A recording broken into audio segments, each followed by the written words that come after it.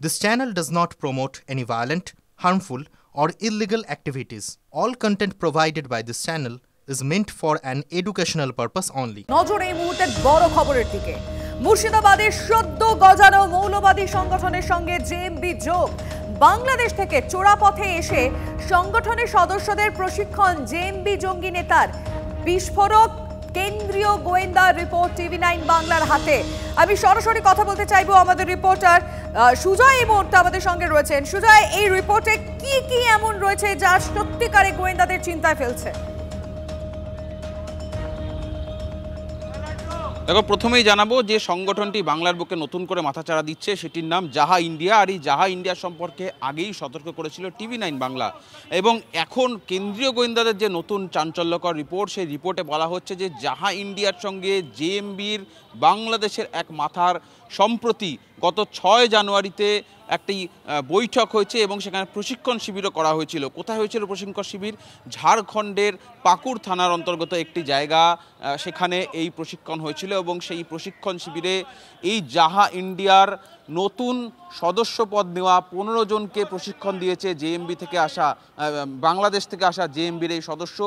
তার বাড়ি বাংলাদেশের সাতক্ষীরা এলাকায়।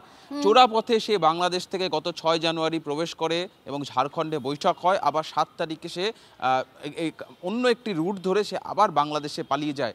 যেখানে বিএসএফ এবং রাজ্যের পুলিশের এত নজরদারি, তারপরেও কি করে জেএমবি নেতারা এ রাজ্যে ঢুকছে এবং আবার পালিয়ে যেতে পারছে, সেটা নিয়ে যেমন প্রশ্ন এবং উদ্বেগ। যেখানে যে এই সংগঠনটির সঙ্গে জাহা ইন্ডিয়ার সঙ্গে জেএমবির একেবারে ঘনিষ্ঠ যোগাযোগ, প্রশিক্ষণ এবং তাদের উদ্দেশ্য যে যথেষ্ট ভালো নয়, সেটাও গোয়েন্দা রিপোর্টে স্পষ্ট করে বলা হয়েছে। তার কারণ এই 15 জনকে ট্রেনিং দেওয়া ছাড়াও তারা এই যে 6 জন সদস্য যারা জাহা ইন্ডিয়ার তরফ থেকে উপস্থিত ছিল, তাদের মধ্যে 5 জন মুর্শিদাবাদের বাসিন্দা, 1 জন উত্তর 24 পরগনার বাসিন্দা। তাদের নামও আমাদের কাছে রয়েছে। গোয়েন্দারা সেই নাম সহই কিন্তু রিপোর্ট দিয়েছেন এবং বলা হয়েছে যে এই 5 জন যারা মুর্শিদাবাদ থেকে ছিলেন জাহা ইন্ডিয়ার তরফ থেকে, তাদের মধ্যে একজন মিডল ম্যান রয়েছে, সে যে জাহা আহাব এবং জেএমবির মধ্যে সংযোগ স্থাপন করে। এবং এই সংগঠনের যে আর্থিক দিকটা, অর্থাৎ টাকা আসে কিন্তু মধ্যপ্রাচ্যের একটি দেশ থেকে। ফলে এই পরিস্থিতিতে এই সংগঠন, যেখানে বাংলাদেশের একটা অশান্তির পরিস্থিতি চলছে, সেখানে এ রাজ্যে এই সংগঠনের মাথাচাড়া দেওয়া। একদমই বাংলাদেশ এরকম একটা পরিস্থিতির মধ্যে এরকম একটা খবর, এবং তোমাকে ধন্যবাদ জানাবো যে এত বড় খবর ব্রেক করার জন্য। এই পরিস্থিতি রাজ্যের এত কড়া নিরাপত্তার মধ্যেও এরকম একটা ঘটনা ঘটছে, এরকম সংগঠনের খোঁজ পাওয়া যাচ্ছে, জেএমবি কানেকশন যেখানে রয়েছে। এক্সপার্টরা কি মনে করছেন? আমরা কথা বলেছিলাম প্রাক্তন এনএসজি কর্তা দীপাঞ্জন চক্রবর্তীর সঙ্গে, আমরা যোগাযোগ করেছিলাম, এইরকম প্রশ্নগুলোই করেছিলাম। প্রাক্তন বিএসএফ কর্তা সমীর মিত্রের কাছে প্রশ্নগুলো রেখেছিলাম। কি বলছেন তারা, শুনবো। এটা নিঃসন্দেহে চিন্তার ব্যাপার, কারণ আমরা যেটা বারবার বলেছি যে এই ভারত, বাংলাদেশ, মায়ানমার, ভারতের বিশেষ করে পূর্ব প্রান্ত, এটা কিন্তু বোথ আল কায়দা এবং দেশ, এদের দুজনেরই কিন্তু টার্গেট। ওদের পূর্ব খোরাসানের জন্য ধীরে ধীরে ওরা জমিটাকে বিস্তৃত করছে। এবং তার মধ্যে বিশেষ করে আমাদের পূর্ব ভারতের ঝাড়খণ্ডের যে অংশটা, যে পাকুড় এবং ইত্যাদি এলাকা, এটা একটা ভয়ঙ্কর দিক। এবং যেরকম ভাবে বিস্তার হচ্ছে ঝাড়খণ্ডের এই নির্দিষ্ট বেল্টটা, এখানকার ডেমোগ্রাফি কমপ্লিট বদলে গেছে। সাঁওতাল পরগনায় এখন আদিবাসীরা মাইনরিটি হয়ে গেছে। তো এটা নিয়ে কথা বলা বা এটা নিয়ে আলোচনা করাটা নিতান্তই জরুরি। জায়গাটায় আমাদের আরো বেশি অ্যাগ্রেসিভলি ওখানে আমাদের পশ্চাৎটা রাখতে হবে। বিএসএফ এর, state police, central agency, state agency and also the customs.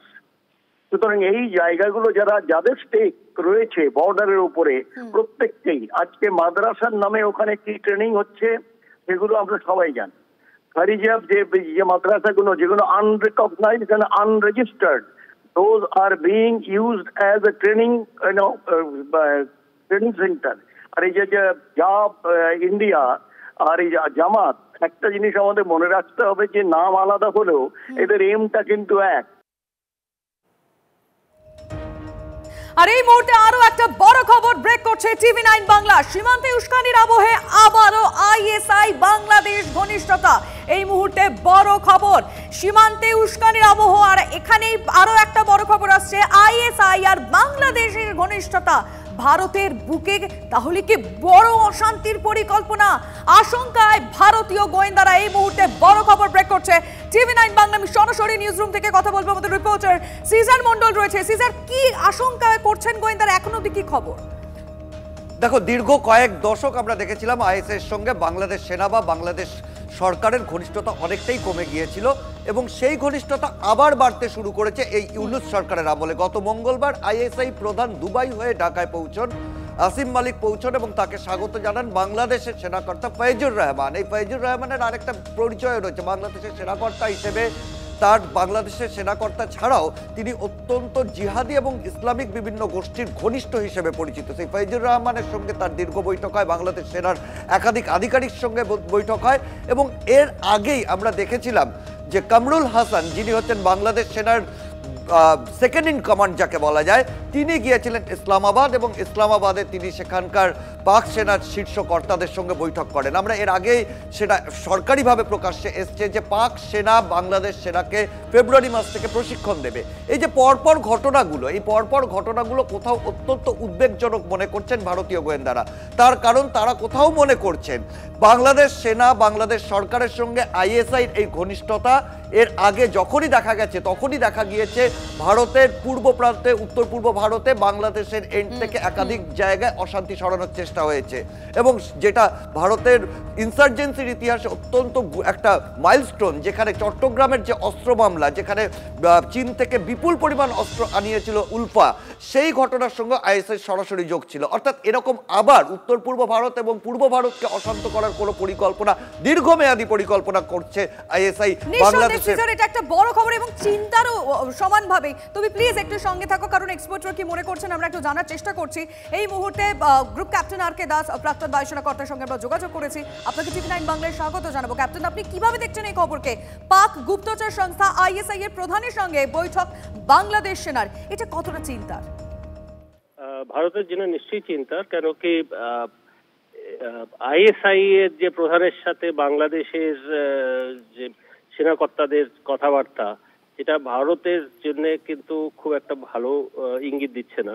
কেন কি একদিকে বাংলাদেশ রয়েছে, আরেকদিকে এখন পাকিস্তান, আর ভারতকে ওরা চিহ্নিত করে নিয়েছে বিভিন্ন রকমের ভারত বিরোধী কার্যকলাপ করার জন্য। ভারতের অনেক যুবককে তো ওরা মগজধোলাই করছেই, কিন্তু এখন যে দুদিক দিয়ে যেটা চলবে সেটা কিন্তু ভবিষ্যতে ভারতের যেরকম একটা ভালো না। তো আমাদের এটা নিয়ে আমাদের ইন্টেলিজেন্সকে আরো বেশি সক্রিয় হতে হবে।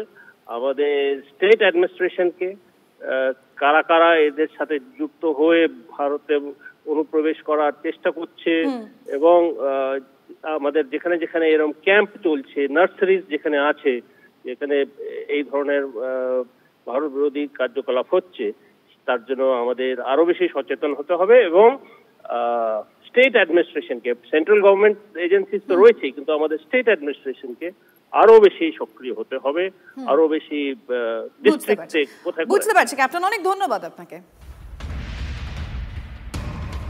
সীমান্তের 150 গজে কৃষক ছাড়া কেউ ঢুকতে পারবেন না। এই মুহূর্তে আরো একটা বড় খবরে নজর। সীমান্তে বাংলাদেশের উস্কানির মধ্যেই বিএসএফ বিজেপির বৈঠকে এই সিদ্ধান্ত নেওয়া হয়েছে। এই সিদ্ধান্তে আর কি কি রয়েছে ডিটেইলে আমরা আমাদের রিপোর্টার শান্ত ভট্টাচার্যের কাছ থেকেই জানবো। শান্ত, একদমই, দেখো, বিএসএফ বিজেপির মধ্যে কিন্তু মূলত এই 150 গজ অর্থাৎ মোট 300 গজ বিএসএফ মানে ভারতীয় ভূখণ্ড থেকে 150 গজ এবং বাংলাদেশ ভূখণ্ড থেকে 150 গজ অর্থাৎ 300 গজ নিয়ে মূলত বিতর্ক। সেখানে বারবার করে অভিযোগ রয়েছে যে ভারতের দিকে যে অংশটা রয়েছে সেখান থেকে সে চাষিদের বিভিন্ন জিনিসপত্র, ফসল সমস্ত চুরি করে নিয়ে চলে যাচ্ছে বাংলাদেশের অনুপ্রবেশকারী এবং দুষ্কৃতীরা। সেই জায়গা নিয়েই কাঁটাতার দেওয়ার চেষ্টা করে ভারতীয় ভূখণ্ডে থাকার লোকজন এবং তারা মনে করে নলে রক্ষা করা যাবে না। এই অবস্থায় বিএসএফ বিজেপি বৈঠক করে, বৈঠকের সিদ্ধান্ত হয়েছে এই যে 150 গজ এবং বাংলাদেশের দিক থেকে 150 গজ, এইটুকু অংশে কোনো চাষি এবং তাদের যাদের সম্পত্তি রয়েছে তারা ছাড়া সেখানে কেউ প্রবেশ করতে পারবে না। অর্থাৎ ভোটার কার্ড দেখিয়ে বা আধার কার্ড দেখিয়ে যে ওই অংশে চাষ করতে যান চাষি এবং কৃষকরা, তারা সেখানে গিয়ে শুধুমাত্র চাষি এবং কৃষকরাই যেতে পারবেন, অন্য কোনো সাধারণ মানুষ তারা সেখানে যেতে পারবেন না। বা বিএসএফ বিজিবি যদি কোনো টহলও দিতে হয়, কোনো বৈঠকও করতে হয়, সেটা আগাম জানাতে হবে একে অপরকে। অর্থাৎ এই ব্যাপারে আগাম সক্রিয়তা ভূমিকা পালন করতে হচ্ছে দুপক্ষকেই, যাতে আগামী দিন যে কোনো বিশৃঙ্খলা পরিস্থিতি এড়ানো যায়। বা বুঝতে পারলাম শান্ত, ধন্যবাদ। জঙ্গি জল্পনার মধ্যেই আবারও 3 বাংলাদেশি অনুপ্রবেশকারী গ্রেফতার। এই মুহূর্তে খবর আসছে মুর্শিদাবাদ জলঙ্গি থেকে পাকড়া হয়েছে 3 বাংলাদেশি। কি করে ধরা হলো তাদের, কৌশিক আমাদের রিপোর্টার জানাবেন। কৌশিক, দেখো, গতকাল রাতে কিন্তু ঘোরাঘুরি করছিল এই 3 বাংলাদেশ জলঙ্গি সীমান্তের যে বিদুপুর এলাকা, সেই এলাকায় ঘোরাঘুরি করছিল। পুলিশের সন্দেহ হয় এবং তাদেরকে প্রথমে আটক করে জিজ্ঞাসাবাদ করে জানতে পারে যে তারা 3 জনে কিন্তু বাংলাদেশি অনুপ্রবেশকারী এই পারে এসেছিল। তো এখনো পর্যন্ত যেটা জানা যাচ্ছে পুলিশ সূত্রে, যে তারা কোনো পাচারের ছকে কিন্তু এই পারে এসেছিল এবং এদেরকে এখনো গ্রেপ্তার করা হয়েছে। আজ যে বড় আদালত সেখানে তোলা হবে। তবে সীমান্ত এলাকায় যে জলঙ্গির যে বিদুপাড়া এলাকা, সেই এলাকায় কিন্তু কোনো কাঁটা নেই, সহজেই কিন্তু অবাধে মেঠো পথে কিন্তু প্রবেশ করতে পারে ভারতে। এবং এই অনুপ্রবেশকারী শুধুমাত্র আজকে মুর্শিদাবাদে নয়, এর আগেও কিন্তু একাধিকবার কিন্তু এই বাংলাদেশি অনুপ্রবেশকারী গ্রেপ্তার হয়েছে এবং তারা অনেককে আবার দেখা গেছে যারা দক্ষিণ ভারতে বিভিন্ন জায়গায় কাজ করে ফিরেছেন এবং এখানে এসে আধার কার্ড ভোটার কার্ড বানিয়ে ফেলেছেন। তবে এরা যে 3 জন ঢুকেছিল, যেটা পুলিশ সূত্রে এখনো পর্যন্ত জানা যাচ্ছে, পাচারের উদ্দেশ্যেই কিন্তু এখানে এসেছিল এবং বিভিন্ন দুষ্কৃতিমূলক কাজকর্মের জন্য এসেছিল। এবং জলঙ্গির যে বিদুপাড়া এলাকা, সেই এলাকা কাঁটাতার না থাকা সুবাদে কিন্তু এরকম ঘটনা ঘটছে, যে সীমান্তে কাঁটাতার না থাকা এবং কাঁটাতার দেওয়া নিয়ে কিন্তু বিভিন্ন জায়গায় অশান্তি তৈরি হয়েছে। সেই আবহে কিন্তু আবার ওই বাংলাদেশ নিঃসন্দেহে এটা চিন্তার তো বটে। ধন্যবাদ কৌশিক। নাম হারিয়ে ভারতে এসে জালিয়াতি বাংলাদেশি, ভারতীয় পাসপোর্টে বাংলাদেশি চয়ন বড়ুয়ার নাম পলাশ বিশ্বাস। চাঞ্চল্যকর তথ্য তদন্তকারীদের হাতে। সূত্রের দাবি, অসম সীমান্ত পেরিয়ে ভারতে ঢোকে ধৃত বাংলাদেশি। চট্টগ্রামের চয়ন বড়ুয়া বাংলায় এসে হয়েছেন পলাশ বিশ্বাস। মধ্যমগ্রাম থেকে ধৃত বাংলাদেশি অনুপ্রবেশকারীকে জেরায় চাঞ্চল্যকর তথ্য। সোমবার মধ্যমগ্রামে গ্রেফতার হন বাংলাদেশি অনুপ্রবেশকারী। সূত্রের দাবি, 2021 সালে অসম সীমান্ত দিয়ে ভারতে আসেন চয়ন ওরফে পলাশ। টাকার বিনিময়ে ভুয়ো নথি তৈরি করে পাসপোর্টের জন্য আবেদন করেন চয়ন। 2023 সালে পলাশ বিশ্বাস নামে ভারতীয় পাসপোর্ট হাতে পেয়েও যান। ইউরোপ যেতে ভিসার জন্য আবেদনও করেছিলেন তিনি। পাসপোর্ট পেতে কাশীপুরের যে ঠিকানা চয়ন দিয়েছিলেন, সেটা ভুয়ো বলে দাবি পুলিশ সূত্রে।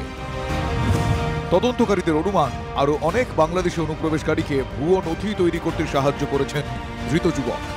দিল্লি, চেন্নাই, এমনকি কলকাতার বিভিন্ন জায়গাতে সে নানা ধরনের কাজের সঙ্গে যুক্ত ছিল। এমনকি বিগত বেশ কয়েক মাস আগে সে উত্তর 24 পরগনার মধ্যমগ্রামের গঙ্গানগর এলাকায় ঘর ভাড়া নিয়ে থাকতে শুরু করে। সেখানে কি ধরনের কাজ করতেন চয়ন ওরফে পলাশ, কিভাবে অসম সীমান্ত দিয়ে ভারতে এসেছিলেন তিনি, সেসব জানার চেষ্টা করছে পুলিশ। সূত্রের খবর, ভুয়ো নথি দিয়ে পাসপোর্ট তৈরির মামলায় যে 73টি পাসপোর্ট সন্দেহের তালিকায় ছিল, তার মধ্যে এই পলাশ বিশ্বাস নামের পাসপোর্টটিও ছিল। সুপ্রিয় গুহর রিপোর্ট, TV9 বাংলা।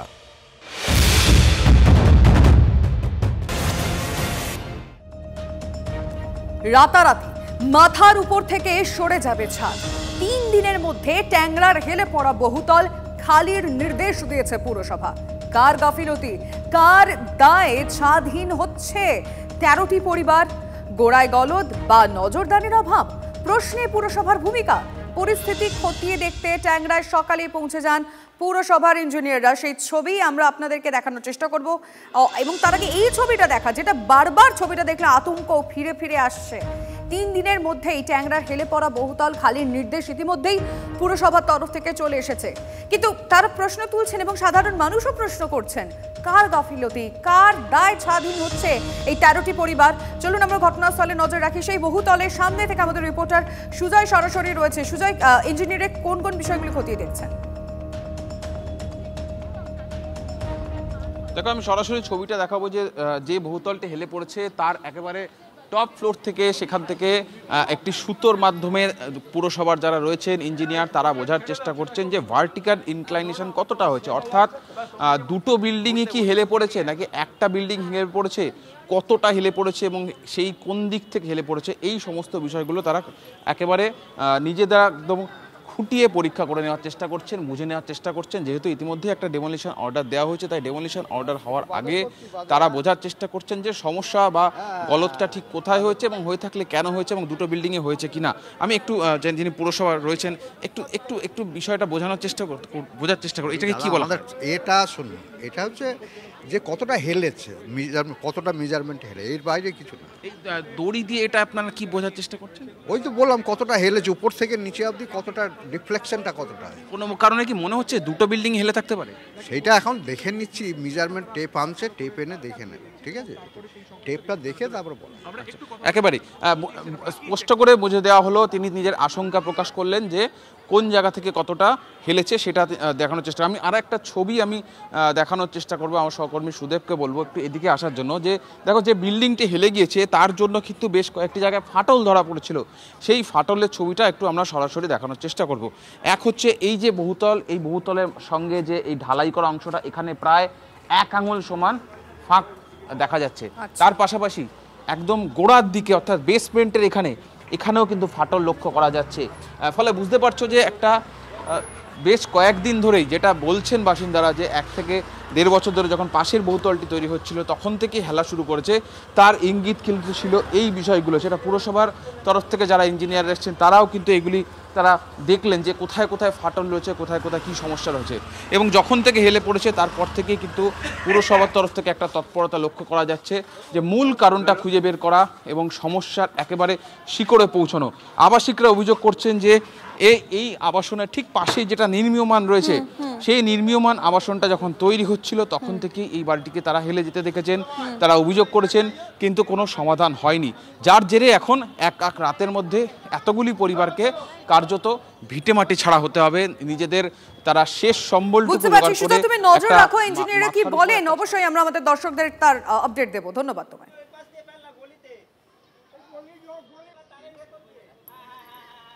বাড়ি তৈরির আগে মাটি পরীক্ষা করা জরুরি, গোড়াতেই গলদ থাকছে এমনটাই মত নির্মাণ বিশেষজ্ঞদের। এখানে 3 তলার উপরে বাড়ি যে কোনো সময় হেলে যেতে পারে যদি শ্যালো ফাউন্ডেশনে থাকে, ফলে বাড়ির মাটি পরীক্ষা অত্যন্ত জরুরি বিষয়। সয়েল টেস্ট না করে এখানে বাড়ি করা উচিত নয়। পুরসভাকে অনেক বেশি সক্রিয় হতে হবে। বাড়ি যখন হেলছে তাহলে সেই হেলে পড়া বাড়ি সেটাকে সোজা করতে যে প্রযুক্তির প্রয়োজন, সেই ধরনের প্রযুক্তির দক্ষতা সম্পন্ন নির্মাণকারী সংস্থা, মেরামতি সংস্থা, তাদেরকে এনলিস্ট করা হোক এবং কেবলমাত্র তাদের হাতেই যেন এই মেরামতির ভার থাকে। যে কোনো মানুষ, যে কোনো ধরনের সংস্থা, হাতুড়ে সংস্থার হাতে যেন না যায়, তাহলে বিপদ আরও বাড়বে। হেলে পড়া বাড়ি, তৃণমূল সরকারের হেলে পড়ার প্রতীক কি বলছেন বিজেপি বিধায়ক শঙ্কর ঘোষ, শুনব। হেলে পড়াটা আসলে তৃণমূলের সরকারের হেলে পড়ার প্রতীক, কেননা ঘুণ ধরেছে সরকারের। প্রমোটাররাও যে বাড়ি বানাচ্ছে সেগুলোতেও হেলে পড়ছে এবং সরকারও আস্তে আস্তে হেলে পড়ে একেবারে মাটিতে পড়ে যাবে। বিরোধীরা কি বলছেন তো শুনলাম, কিন্তু ফেরহাদ হাকিম তিনি বলছেন ব্যবস্থা নেওয়া হয়েছে, এফআইআরও করা হয়েছে। শুনবো কি বলেছেন। নিশ্চিতভাবে উনি এখনো আমাদের স্যাংশন প্ল্যান দেখাতে পারেননি। বাড়িটা যদিও কিছু না, এই বাড়িটা তো খুঁজেই পাইনি কাউকে এখনো, কারণ খালি বাড়ি, কাউকে পাচ্ছি না। ওখানে গিয়ে নোটিশ মারা হয়েছে যে যদি যোগাযোগ করে। আর এদিকের বাড়িটা স্যাংশন প্ল্যান পাইনি, যদিও যারা বাড়ির আছেন তারা আজকে স্ট্রাকচারাল স্টেবিলিটি টেস্ট হবে এবং তারপরে ওনারা কাগজপত্র নিয়ে আমার কাছে আসবেন। এফআইআর তো নিশ্চয়ই হয়েছে, হেলে পড়া বাড়ির, তাহলে এফআইআর তো হবে।